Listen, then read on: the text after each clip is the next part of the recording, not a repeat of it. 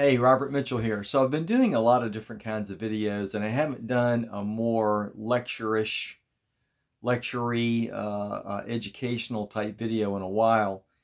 But I have to do this, and it's really spontaneous. It's like 6 o'clock in the morning, and I'm just spontaneous. I'm just wearing this old fleece, and so nothing fancy. I'm just making a video because I think it's really important, and it's about the importance of Andy Warhol.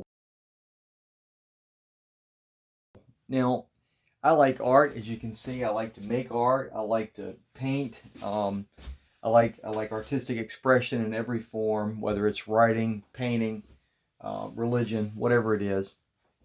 And I think it's important for us to understand Andy Warhol for reasons that will become clear. So Andy Warhol, for those of you who don't know, I don't know who you might be, but if you don't know who Andy Warhol is, he was an artist, he was a film director and film producer, and his art explored or explores, because his art lives. Andy Warhol's deceased, but his art lives on, and it is an exploration of the intersection of art, commerce, advertising, and celebrity culture. He invented the term 15 minutes of fame. And I think that says a lot about his basic understanding of fame and its importance and its significance. I think he understood that fame gets you out there, but it doesn't necessarily keep you out there.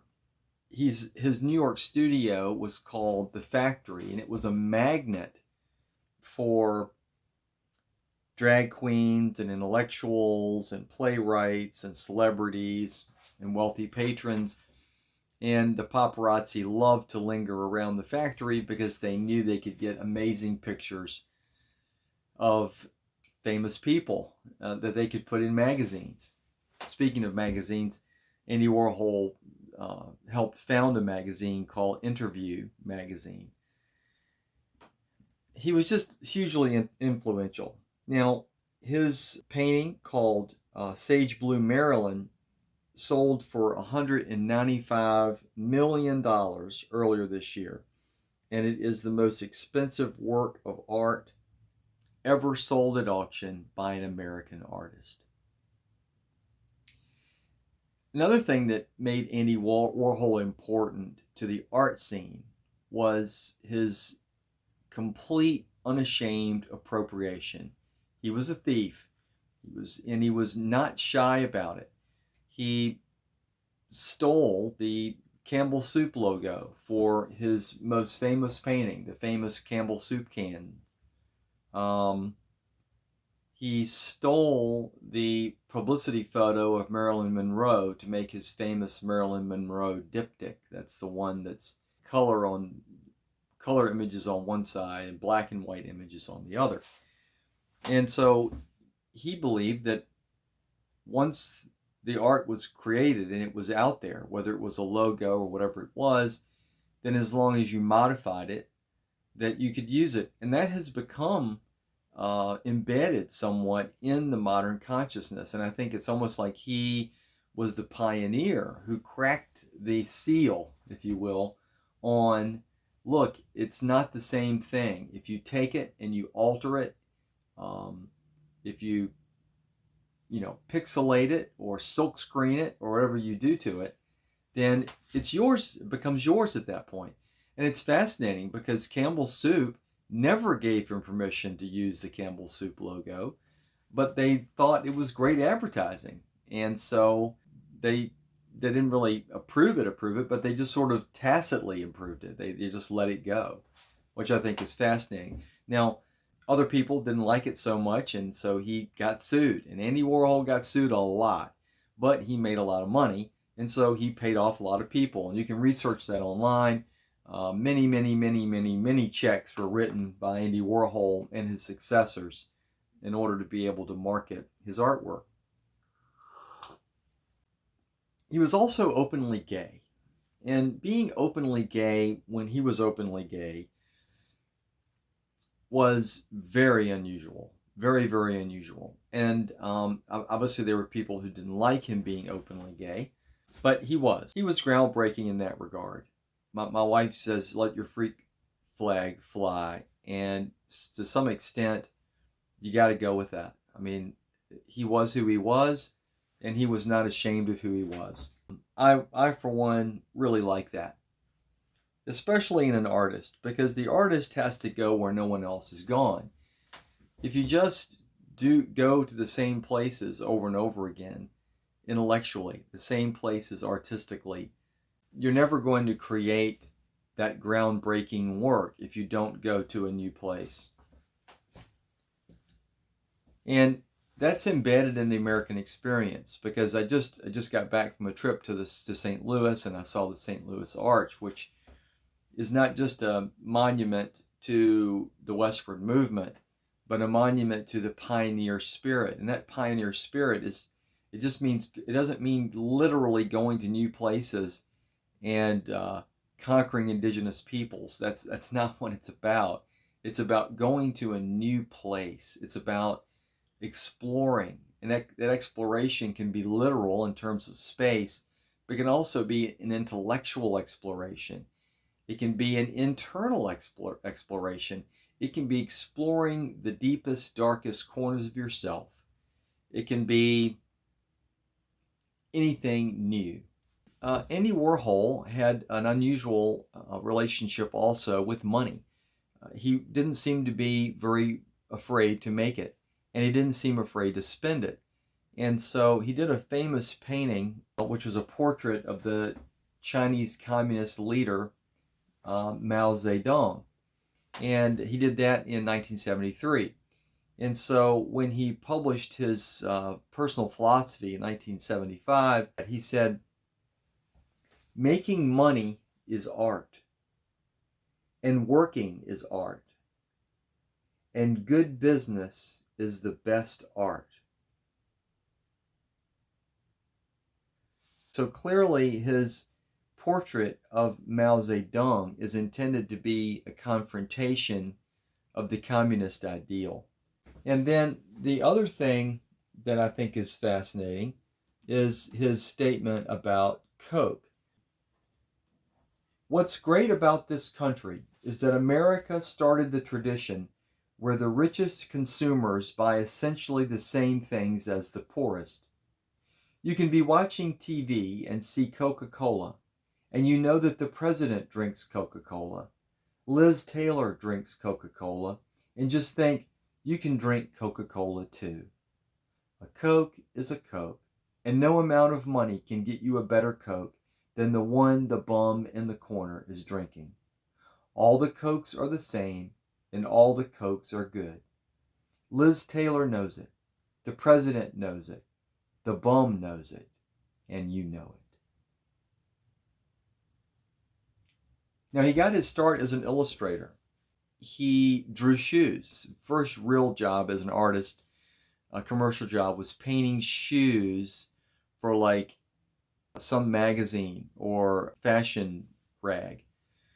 And people who saw the shoes that he drew said that his shoes were incredible. Like every shoe that he drew was perfect. And so he understood that it was the sale of the shoes and the sale of the magazines and the sale of the stuff that kept him the ability to do his art. And I think that he certainly respected that.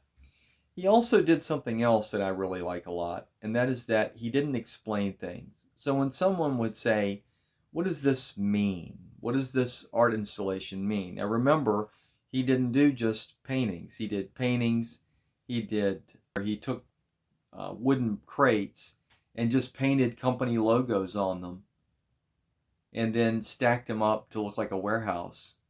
And he sold them, which, that's pretty brassy to basically take a wooden crate, paint a company's logo on it, like Mott. I think one of them was Mott's apple juice or something, and just sell them to the public for like $500 a piece. I mean, he just had a very, very, very challenging view of art and money and commerce, which is uniquely American. Now, all of this you may have already known, or maybe the majority of this one you knew, but now we're going to move into a different realm, and we're going to explore something that no one talks about, which I think is very, very important about Andy Warhol. Avant-garde artist, in your face, openly gay, openly stealing, openly confronting, over-the-top personality, who then wouldn't explain his art. It's just fascinating. But then we come to understand something else. He is known as the Pope of Pop. Why is Andy Warhol known as the Pope of Pop? He's known as the Pope of Pop because he was devoutly Catholic. Now, this is interesting to me, and I think that it's important. That's why I made the video called "What's in the Importance of Andy Warhol." But his actual birth name is was Warhola, and his parents were emigres from Austria-Hungary, which is now in modern-day Slovakia. And they were what's known as Byzantine Catholics or Eastern Catholics. This is a religion that sits at the intersection of Catholicism and Eastern Orthodoxy. So they're in full communion with the Roman Catholic Church. And raised in Pittsburgh, he attended Mass regularly, and when he was not in Pittsburgh, when he was in New York, he would attend Mass at Roman Catholic churches. Andy Warhol's final exhibition was called The Last Supper. So an art collector named Alexander Eolas in 1984 commissioned him to produce a work based on Leonardo da Vinci's The Last Supper.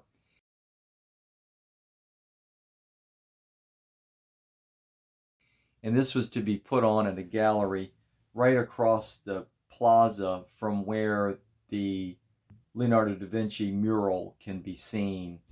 And so Warhol exceeded the demands of the commission, and he produced nearly 100 variations on the Last Supper, mostly silk screens and paintings. But he also did a sculpture as well in collaboration with another artist. And so it opened in 1987, and it was his last exhibition. And it has been called arguably his greatest exhibition ever. Not long after that, he went into the hospital for gallbladder surgery. The complications of the surgery caused him to have a heart attack and to pass away in his sleep. And one of the contributing factors to that was that he had been shot by a radical feminist who, for various reasons, entered his studio and shot several people, including Warhol. Initially, it was thought that the surgery wouldn't be that complex, and it turned out to be much more complex than they thought, and he perished. So Andy Warhol had his funeral at Holy Ghost Byzantine Catholic Church in Pittsburgh, and he was buried in the cemetery with his parents at St. John the Baptist Byzantine Catholic Cemetery in Bethel Park. Afterward, St. Patrick's Cathedral in New York City, which is the Roman Catholic Church, opened up the cathedral, and a memorial Mass was held. Now, those of you who are not Catholic, maybe you don't know what Mass is, but a Mass is a celebration of the Holy Eucharist. It's the most sacred religious service in the Catholic Church. Now, we need to put this in perspective. The Eucharist celebration is the presentation of what Catholics believe to be the actual body and blood of Jesus Christ. And so,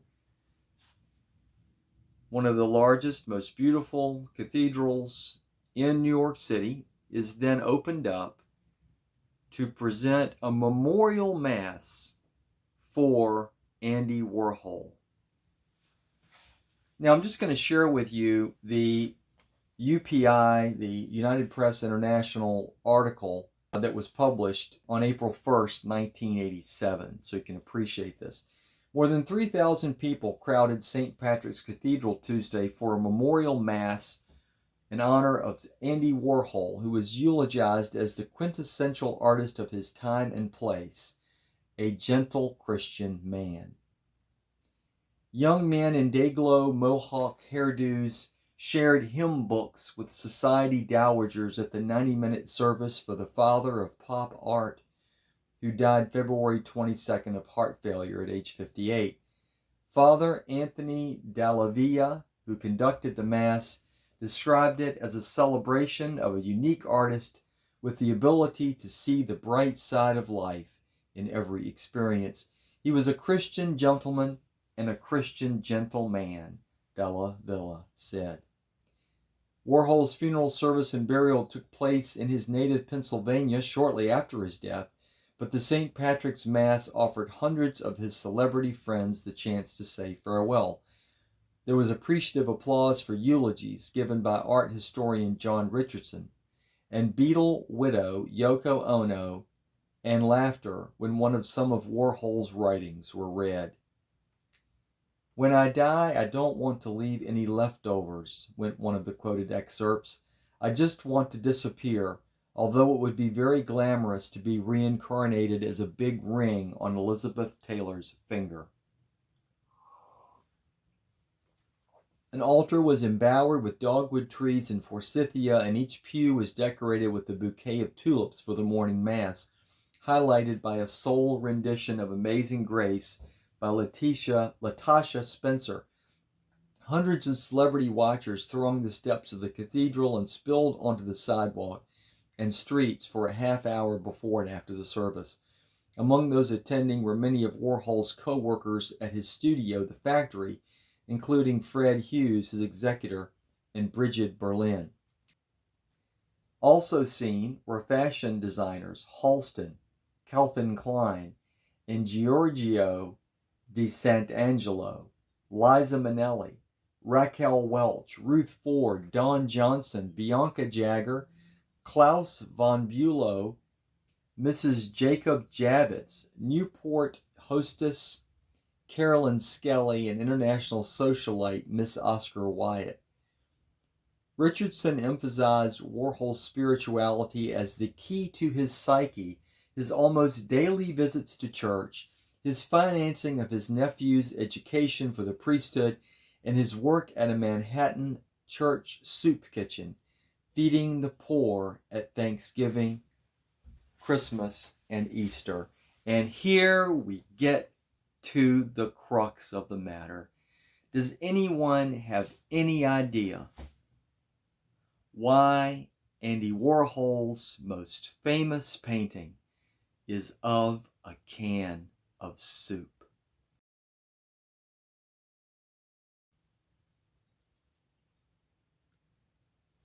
Dear God, people, it makes you want to cry. He said Andy Warhol was an effective proselytizer for the church, adding, "I know he was responsible for at least one conversion." Referring to the reputation for drugs and sex that became attached to the Factory in the 60s and 70s, Richardson said Warhol did not see himself as his brother's keeper, but he did feel compassion and saved many of his entourage from burnout.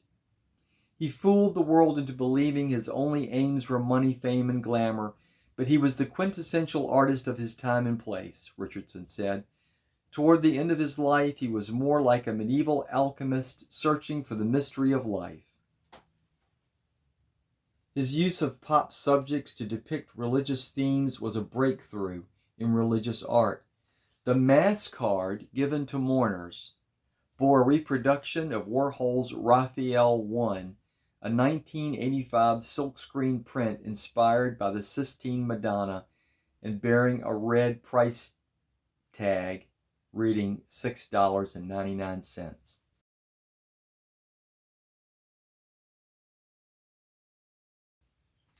He was at work on a large painting inspired by Da Vinci's The Last Supper at the time of his death.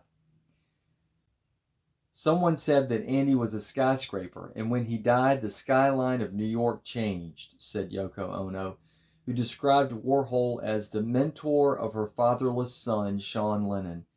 But it hasn't changed. Andy is still with us, and he always will be.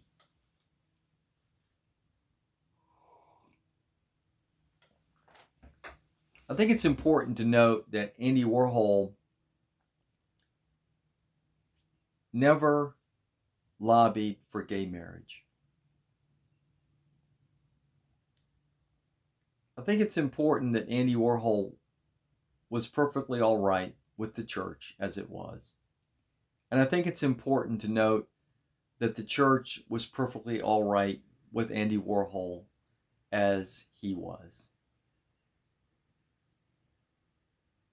Please think about these things and take care.